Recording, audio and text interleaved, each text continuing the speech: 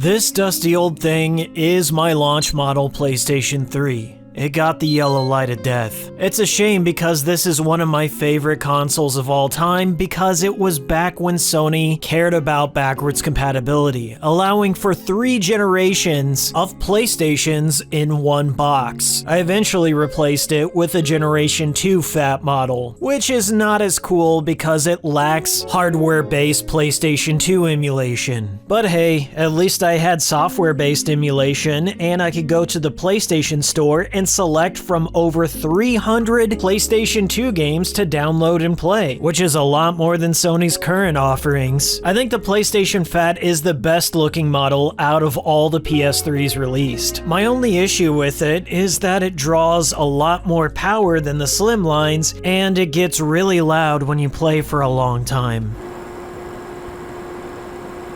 I eventually purchased a PlayStation 3 Slim second-hand in order to test out custom firmware on it, and it looks terrible standing up. One final model of PlayStation 3 was released, the Super Slim. This model only came with 12 gigabytes of internal flash memory, primarily because it was advertised as a media machine to play Netflix on. It released in late 2012 and just months away from the launch of the PlayStation 4, so this thing was kinda off my radar. Recently, I got back into PlayStation 3 collecting, so I went to the internet's trap house, OfferUp, hoping I could score a PlayStation 3 Super Slim on the cheap. I saw these 2 photos that a crack dealer posted on OfferUp, and I knew this was the console for me. But 12 gigabytes is not gonna cut it for my needs, so I decided to upgrade the hard drive to a 480 gigabyte solid state drive. It's really easy to upgrade. All you gotta do is remove this side panel and pull out the hard drive caddy. Oh, where is it? I guess my crack model didn't include one. That's okay, I'll just make my own. For this DIY mod, you're just gonna need a flap of cardboard and an X-Acto blade. Just cut out a rectangle of cardboard that's a little smaller than your solid state hard drive and jam them both into your secret drug stash bay until they fit snugly. Now let's fire it up and test out the blazing speeds of our new solid state. Okay, first thing to note, if you are installing a game from the game disc itself, it does not matter your model of PS3 or the speed of your hard drive, they will install at the exact same rate and finish installation at the exact same time. In this scenario, the bottleneck for speed is the Blu-ray drive. Let's take a look at installing packages that you would get from the PlayStation Store. I'm installing Lone Survivor on both my Super Slim with the solid state and my PS3 Fat using a 7200 RPM drive. You'll notice that the solid state installed the package within 26 seconds, whereas the hard drive took 29 seconds. 3 seconds of difference isn't exactly life-changing. Let's take a look at one final scenario. The grand majority of PlayStation 3 games require the user to install the game to the PlayStation's hard drive before play can begin. The game disc in this scenario would only be used for authentication purposes to validate the game license, meaning that the assets are loaded directly from the hard drive and not from the disc during gameplay. Yakuza Dead Souls is one of those cases, so let's take a look and see what's improved. Loading up the game world of Kamurocho takes the solid state around 12 seconds, whereas it takes the hard drive exactly 18. Let's try this one more time. When leaving this Kobeni here, it takes the solid state almost 13 seconds, and the hard drive almost 19. A savings of 6 seconds might not be a lot to some people, but added up over time, it may be significant. So is there any added benefit to putting a solid state hard drive in your PlayStation 3 Super Slim? Well, nothing performance-wise, but it did make my PS3 Super Slim quiet as a mouse. Let's compare.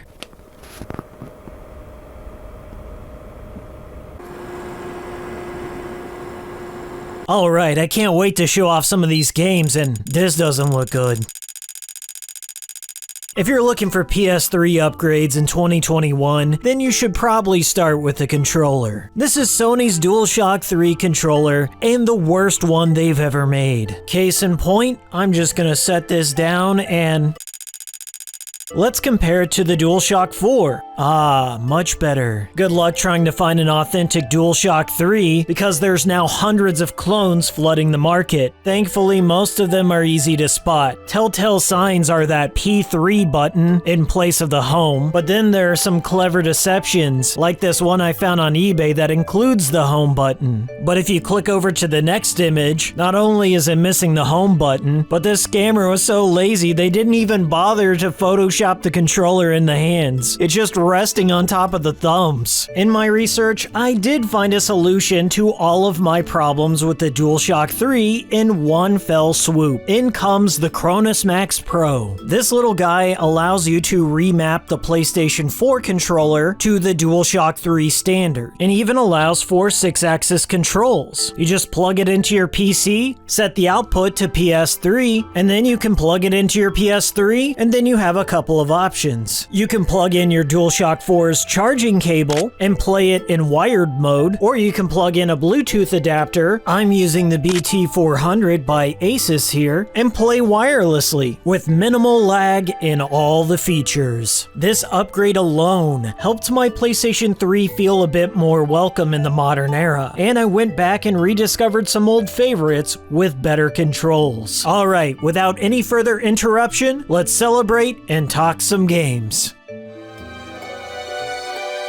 Let's get this started with one of my favorites, Folklore, released in 2007 by Yoshiki Okamoto's Game Republic. Folklore is half parts a mystery game and the other half an action-style Pokemon adventure. You play as one of two characters, either Ellen or Keats. The game takes place in a small Irish town called Doolin, where a woman was murdered many years ago. They are both trying to get to the bottom of this murder, and in doing so, they come across the town's secret, its connection to the world of fairies. Throughout the interaction with the fairy realm, both Keats and Ellen have to fight their way through a series of monsters called folks. They have the ability to capture the folks' souls during combat, and the more souls they absorb, the more powerful they become.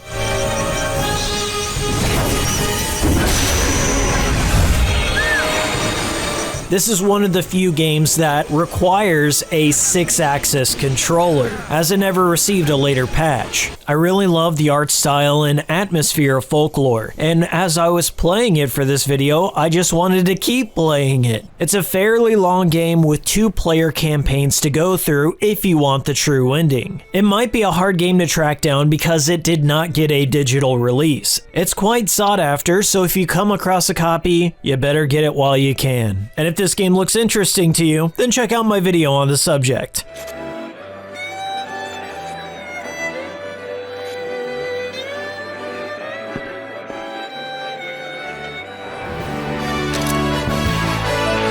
Also put out by Game Republic, this is Toy Home, a digital exclusive download game where you play as a wind-up car set in a completely destructible environment where you must race around the map trying to collect all the rainbow rings and coins and crash into things, earning a lot of points so you can unlock other wind-up cars. It has that beautiful sense of scale that you would find in games like Chibi Robo or Pikmin. The gameplay and premise are on the simpler side. What makes it unique, however, is the entire game was designed around the 6-axis motion control, where you tilt the DualShock 3 to move your car left or right. You also shake it if you crash in order to reset your vehicle. I find this to be a great game to test out your DualShock 3 to see if it's capable of motion control. There also used to exist an online multiplayer component, but good luck trying to find somebody else with a copy of this game to play it with. Since Game Republic is no more, and Sony's likely going to shut down the PlayStation 3's online store, you better pick it up now before it's gone forever. If you like stupid games with easy premises, Toy Home's for you.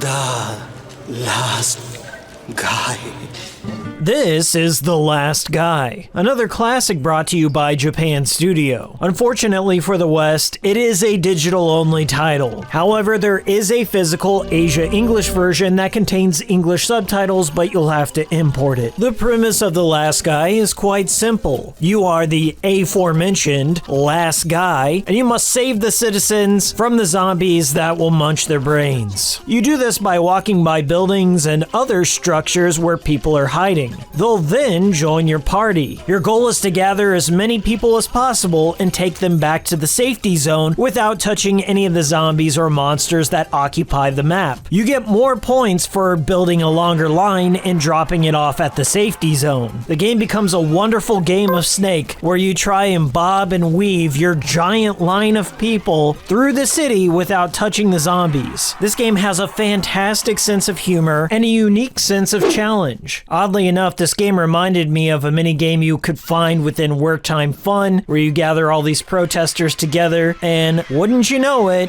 both games share the same director, the infamous actor slash synth pop musician slash video game director Pierre Taki. In 2019, Pierre was arrested for suspicion of cocaine use. At the time, he was working on the video game Judgment, but his arrest caused the game to halt production, and all of his lines had to be redubbed. In court, he did admit to the cocaine use, but I felt if they would have just looked at Work Time Fun for the PSP, that would have been enough evidence in the court of Hakiko. He guilty as fuck. I fully recommend both Work Time Fun and The Last Guy.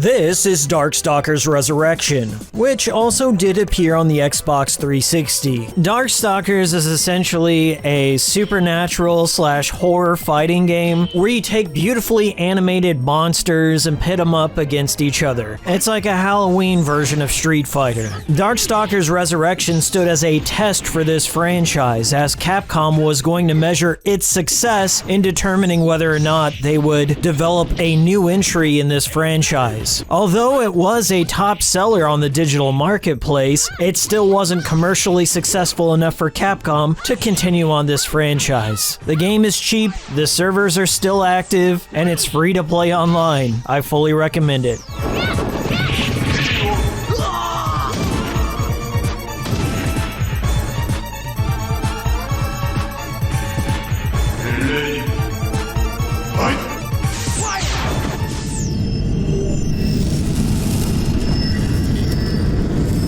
This is a game that I feel needs no introduction. Demon Souls, brought to you by From Software, the original 2009 release that Sony passed on publishing in North America because they feared it was too hard for our gaijin brains. Thankfully, Atlas picked it up for publishing in North America, and the game was a massive success, and Sony ate crow in the end. One of the most unique factors of Demon Souls, besides its difficulty, was its online multiplayer. You could leave funny or useful messages for other players. There was a co-op system known as the Blue Phantoms. There was a PvP component, and one of the most interesting features is the bloodstain system, where you could touch a bloodstain and see how another player on that server died, so it could help you be more cautious within your gameplay. Because of the game's popularity, the official servers ran up until February of 2018, and I presume following the development of the Blue Point remake, they decided to shut them down, likely in favor of pushing players to buy the new PS5 version, and thus rendering the PS3 version obsolete. That was until fans of the original Demon Souls came together and created a fan server for the game that everyone can access without modifying your PS3. It's really easy to do, and I'm gonna show you how. On the cross media bar, go over to Network Settings and go down to Internet Connection Settings. Click Custom.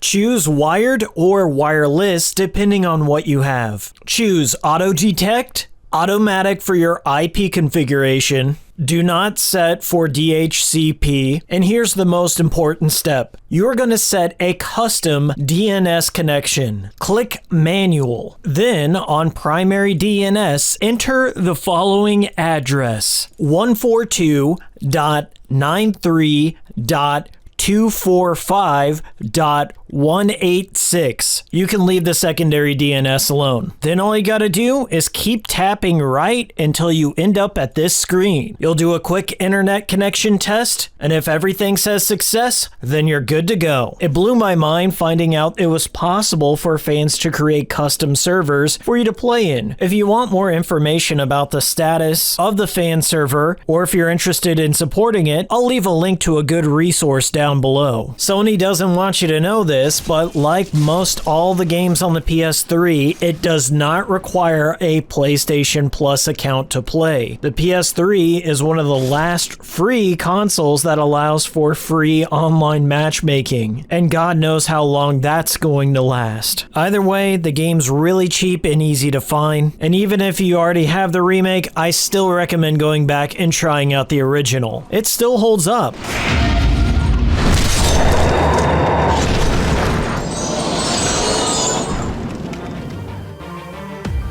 This is PlayStation All-Stars Battle Royale. PlayStation All-Stars, more like PlayStation's intellectual property graveyard Battle Royale. This game's biggest problem is its lack of identity. It's always going to be compared to Super Smash Bros. But that's what they were hoping for. They just wanted to create something that would look cool playing 24/7 on a GameStop kiosk, and they didn't sweat details like balance, technique, or soul. I will lend this game some credit. I thought the mashup levels were rather interesting. The levels sort of evolve from one franchise to another during the course of the battle. While they're cool looking, they're ultimately distracting to the fight itself, as you're constantly looking at these wild animations in the background or trying to dodge environmental hazards. The game also has a rather boxed in feeling because there's no penalties for falling off the stage. Most of the stages are just closed off so you can't fall off of them, and there's nothing preventing you from visiting the far extremes of the stage in the middle of battle. The way the developers handled this problem was by zooming out the camera really far so you can get a full look at the whole stage. This would often make me feel lost in the battle instead of focusing on where the action was happening. The servers for this game have been long dead, and I'm not aware of any fans trying to resurrect it. It was a shame because I quite enjoyed playing this online back in the day on my PlayStation Vita. The team behind the game were working on bringing more characters to the roster, but the game wasn't as successful as Sony had hoped, and they halted production on additional characters. Believe it or not, Dart from Legend of Dragoon was already rendered. I described this game like I described most of Sony's failed attempts to capitalize on an already existing Nintendo idea. It felt half-assed and then quickly abandoned thereafter. This "we couldn't be bothered" feeling just permeates throughout the entire experience, and it leaks into the story mode. The story mode is just a glorified set of still frames with some narration thrown on top of it. There's no overarching plot or sense of victory that comes from beating the game. You beat this really obscure PlayStation demo disc boss, and then the game fizzles out. You've been practicing.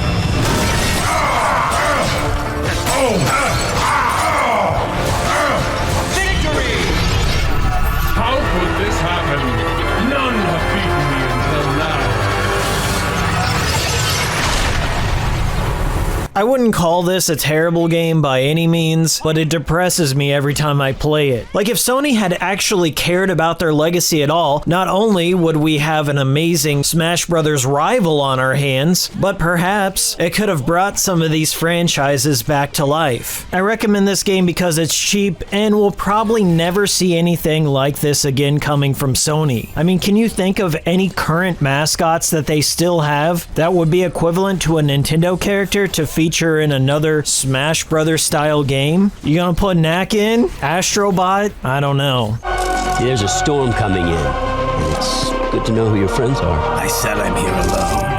I'm not your friend. Well, that's too bad. This is Afrika, also known as Hakuna Matata elsewhere. The premise for the game is as basic as it gets. You're a photojournalist dropped in the middle of Africa, and you're given many requests from different people to go out there and photograph all the wild animals. There's limited interactivity with the animals. You just kind of hide out in a bush, whip out your camera, and snap a few photos. I could never get too far in Africa before I ended up getting bored, but I feel this may be a slow burn kind of game, as you do collect a lot of money that you can spend on upgradable cameras and other gear like that. I'm sure this is one of those 30 hours in, it becomes an awesome game, but I usually don't have the patience for that. This game has been compared to Pokemon Snap. Sure, it's like Pokemon Snap without the color or fun, but if you're into photography and you like nature, I would give it a soft recommendation.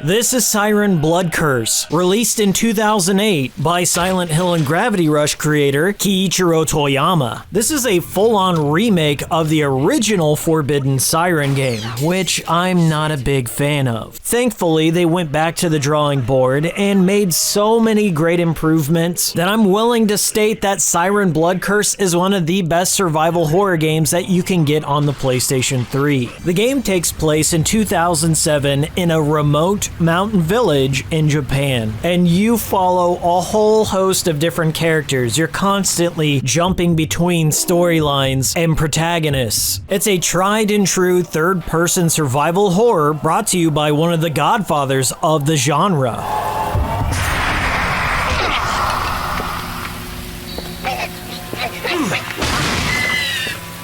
Your characters encounter the game's primary enemy, known as Shibitos, aka corpse people. They're essentially zombies that can use tools. The unique feature to the Siren series is known as sight jacking, the ability to jack the sight of your enemies and see where their positions are on the field. You get to look from their perspective. It also takes up the split framing technique that was later used in the medium, although here you have the option of turning it off when it's too distracting. This horror game pulls no punches. It gets graphic and disturbing rather quickly, and hopping between characters and different scenarios, it makes the pacing very fast, and as a result, it never feels stale. My only complaint here, once again, lies on the shoulders of Sony, as they had no faith in the game's Western success, so they omitted a physical release. This, once again, is a digital-only title in North America. However, there does exist a Japanese and PAL copy. If you can get your hands on one, I fully recommend it. This is one of the best horror games on the PS3, and this franchise is as dead as it gets. Toyama has left Sony, and unfortunately, this is going to be stuck on the PS3 forever.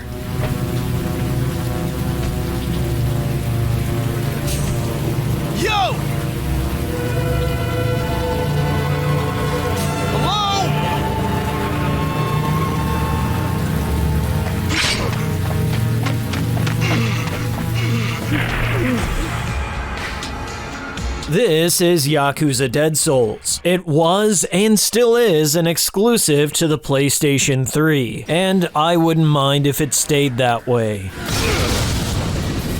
I've been harsh on this game in the past, but it is my least favorite Yakuza entry. In retrospect, this was more of a harmless spin-off, but at the time of its release, it was a critical and commercial failure. And it was one of the main reasons that Yakuza fans cited for us not getting Yakuza 5 in the West, instead it being delayed 3 years on its worldwide release and only being a digital copy on the PlayStation Network. network, until it was eventually remastered on the PlayStation 4. Although I do have to give Sega credit, in the Yakuza Remastered collection, they did include an empty PlayStation 3 box for the North American release of Yakuza 5. Even though there was no PS3 Blu-ray included in it, I'll just put my Japanese copy in there. But I digress. This is Yakuza Dead Souls. Kamurocho is under attack by a zombie virus, and it's up to our Yakuza boys to figure out what's going on.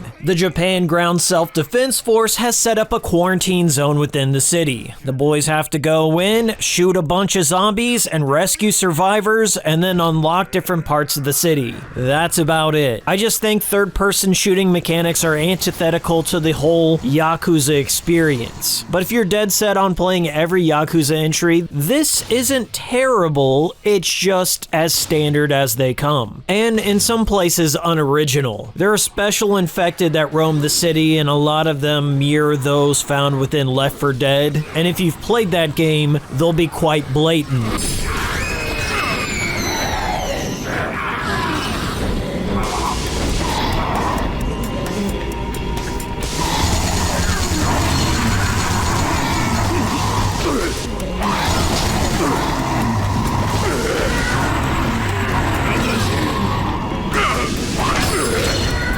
Everything you've come to expect in Yakuza still shows up. Funny mini-games, odd sub-stories, tons and tons of challenges, and a greater emphasis on the humorous side. I've warmed up to this game over the years now that I know that it didn't kill the franchise in the West, and I would like Nagoshi to take more risks and try new things with the Yakuza series. It didn't work for Dead Souls, but it sure worked for Like a Dragon. If you're into the Yakuza series, then give it a shot and tell me what you think.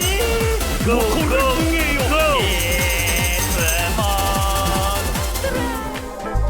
Short piece, Ranko Tsukigime's Longest Day. Say that 5 times fast. I've talked about this game before on my channel, but it does bear repeating. It's another interesting experiment brought to you by Suda51. Hello, I'm Suda51. Ranko Tsukigime's Longest Day acts as the 5th entry in a multimedia project known as Short Piece. In a nutshell, it's 4 short anime films and 1 video game all coming together to form this bizarre anthology of creative works. In North America, this anthology was released as a digital-only exclusive to the PlayStation Store. It does contain all the short films and Ranko Tsukigime's Longest Day. Once further, there is an English physical version, but it was only released in Europe. The game was written by Suda and developed by Crispies, the creators of Tokyo Jungle. As a matter of fact, the Pomeranian from Tokyo Jungle is a stage boss in this game. The basic goal is to get to the end of the level as fast as possible, getting as many combos as you can, and finding secret routes and presents along the way. The game is super short, about 10 levels long, but that was by design. This is one of those games where you just replay levels over and over for mastery, trying to get better times and bigger scores. There's some interesting boss fights and Suda-isms that you've come to expect from his games. It contains assassins, motorcycles, and Mexican wrestling. He really went out of his comfort zone for this one.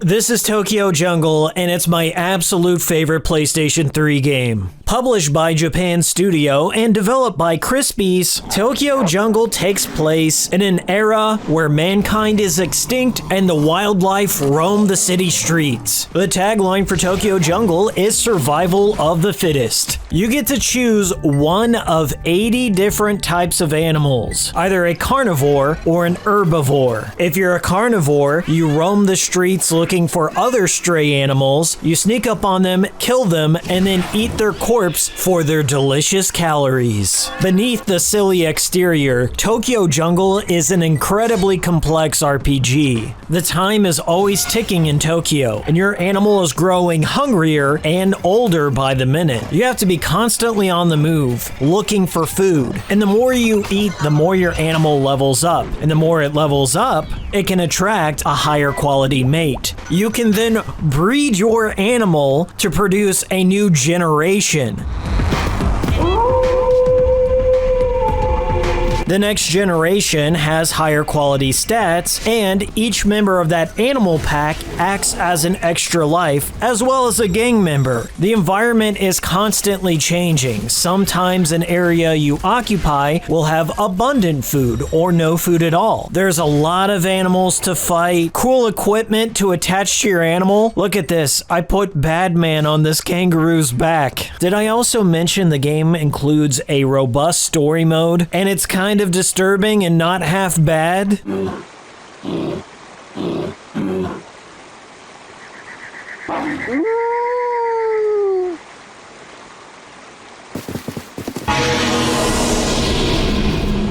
Tokyo Jungle is also one of the few games for the PlayStation 3 that was later patched to include a remote play feature, which allowed you to play it on your PlayStation Vita. Somehow, this game did get a physical copy in North America, only it's tucked away in a collection called The Best of PlayStation Network Volume 1, which should actually be called Volume Only because this is where it ended. Tokyo Jungle is indicative of everything Hikikomori Media stands for in a video game. I love it with all my heart. It is the best of the best. Highest recommendation. Come all to the most phenomenal, most extraordinary, most unimaginable puppet show you've ever experienced. This is Puppeteer. It's one of Sony's most neglected franchises. This game was developed by Japan Studio and directed by Gavin Moore, who also directed the Demon Souls remake and was an animator on the Siren series. To call Puppeteer just a 2D animated platformer would be selling the game short, as it was developed with 3D in mind to be used on the PlayStation TV. Also, it incorporates the PlayStation Move, but you don't need either of those to enjoy this game. In the game, you play as Kutaro, a boy turned into a wooden puppet who possesses some magical golden shears that he uses on his quest to stop the evil Moon Bear King, who has taken over the Earth's moon. There's a lot more going on in the plot. Those are just the broad strokes. The platforming was built around the golden shears, and all the objects you can cut through. In Super Mario Bros. 3 fashion, the stages are a literal stage. The story unfolds like a play, and the set pieces are quickly changed when you transition throughout the level. You also have a magical floating partner that you control with the analog stick, which helps Kutaro interact with the background elements in order to find the level's secrets. This partner can also be controlled by a second player in a co-op fashion. Kutaro also has the ability to swap out his head. Throughout the game, you find multiple different heads that you can wear, and this gives the game a Metroidvania-like quality, as you may have to revisit levels with the heads you collect and use the head's special ability, which will often lead you to a secret area. The only issue I can see with this game is it might have been hard to market. On the surface, Puppeteer presents itself as a cute game aimed at children, but don't let looks deceive you. Puppeteer can be quite the technical and hardcore platformer as the game progresses. Unfortunately, Puppeteer never caught on, and that's likely due to it releasing so late into the PlayStation 3's life cycle. It came out in September of 2013, just 2 months shy of the launch of the PlayStation 4, which likely overshadowed this great game. 8 years later, we still haven't heard anything from this franchise, so it's safe to assume that it's stuck on the PlayStation 3 forever. Unlike wild carp, which are a sort of greyish-brown, the koi is a domesticated variety prized for its panoply of colours.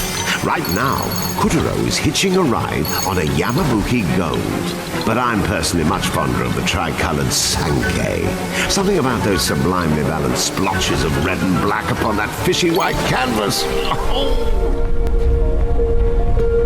Metal Gear Solid 4 Guns of the Patriots released around 1 year after the North American launch of the PlayStation 3. It was many gamers' reason for purchasing the system, as well as the reason to keep it after all these years. As to this very date, it still remains a PlayStation 3 exclusive. As it stands, the PlayStation 3 is the only official way to play all the mainline Metal Gear games on one platform. And yes, that does include the 2 Metal Gears for the MSX, which were included in the Legacy Collection, and that includes Metal Gear Solid for the PlayStation 1, as all PlayStation 3s are backwards compatible with PlayStation 1 games natively. Set in the distant future of 2014, war has changed. And so has our leading man, Solid Snake, and his time is running out. It's not often that you're placed in the role of a geriatric protagonist, dropped into the middle of a battlefield with a muscular exoskeleton that's also equipped with an active camouflage unit. As a matter of fact, I think this may be the only example of that. Metal Gear. I don't think this game gets enough credit for its sound design. Playing the game in Dolby surround sound, it truly makes you feel like you're in an active battlefield, with soldiers yelling out commands, explosions overhead, and bullets whizzing by.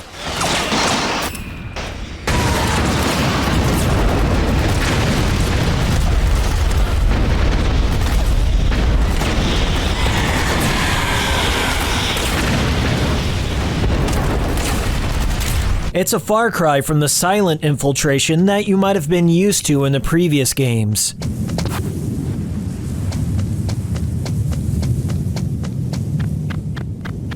Many have noted over the years that Metal Gear 4 is a lot more cutscene heavy than previous entries. And that's a true statement. You can go on YouTube and type in Metal Gear Solid 4 all cutscenes, and these compilations can go on for about 9 full hours. But even if you have no idea what's going on in the story, you can always just skip the cutscenes and play around in the stealth-based sandbox. Metal Gear Solid 4 Guns of the Patriots is an essential title to have in any PlayStation 3 collection.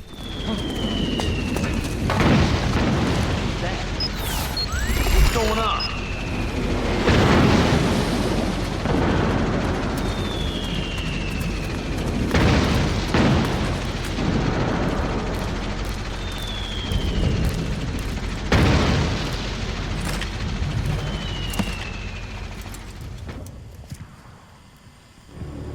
The PS3 began its life with a Metal Gear, and pretty much ended its life with one too. Now I know what you're thinking, Metal Gear Solid 5 The Phantom Pain is not a PS3 exclusive. No, it's not, but I still feel it's worth pointing out because the game came out nearly 10 years after the launch of the PlayStation 3. And gosh darn it, it's kind of impressive. By all accounts, this is the worst way to play Metal Gear Solid 5 The Phantom Pain. It runs at an uncapped frame rate and maintains around 20 frames per second, rarely if ever reaching 30. It's aliased and super sharp and has the draw distance of a nearsighted child. Hey Venom, try not to cut yourself on your beard. This low-ass frame rate is making all the cutscenes a tad more cinematic, and I think that's how Kojima envisioned this game in his head. Therefore, this is the definitive version. I'm sure there was a discussion had, like, should we just turn everything down to the lowest possible settings, burn it to a Blu-ray, and sell this for money? And Konami said yes. Low fidelity Gear Solid 5 is my new obsession, and I'm not even joking when I'm saying this, but I kinda wanna see the entire game running on the PS3 for the novelty factor. It's super cheap and easy to find. If you got a PS3 and you wanna see it stressed to its absolute limits, then please pick this up.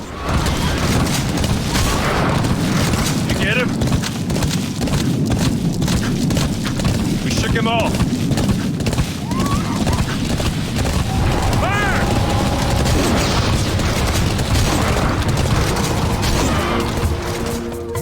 Alright, to close out this video, I just want to say this is just a small fraction of the sheer amount of games available on the PlayStation 3, spanning 3 PlayStation generations and being one of the world's most accessible Blu-ray players. The PlayStation 3 crafted an unforgettable legacy, one that Sony has apparently forgotten. In retrospect, I didn't realize how good we had it until it was all gone.